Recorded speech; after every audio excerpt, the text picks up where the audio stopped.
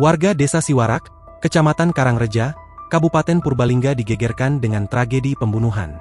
Seorang anak bernama Sarno, 46, tega menghabisi nyawa ayah kandungnya sendiri, Dasmin, 80, yang merupakan lansia.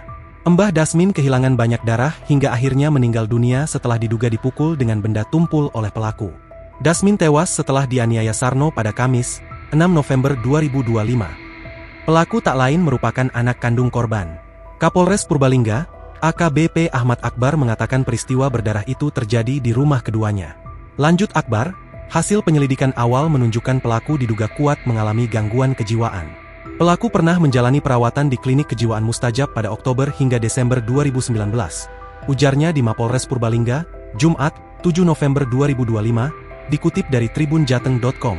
Akbar menambahkan, penyidik belum bisa mendapatkan kronologi lengkap lantaran kejadian berlangsung di dalam rumah dan pelaku tidak mampu memberikan keterangan valid.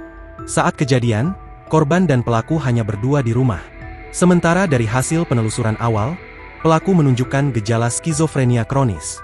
Saat diinterogasi ditanya identitas, dia justru menjawab usianya 200 tahun sambil tertawa.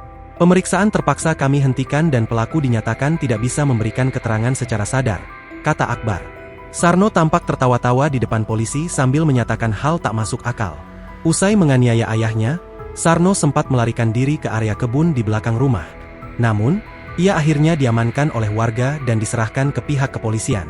Hingga kini, polisi masih mendalami kemungkinan adanya konflik keluarga atau motif lain di balik aksi tersebut.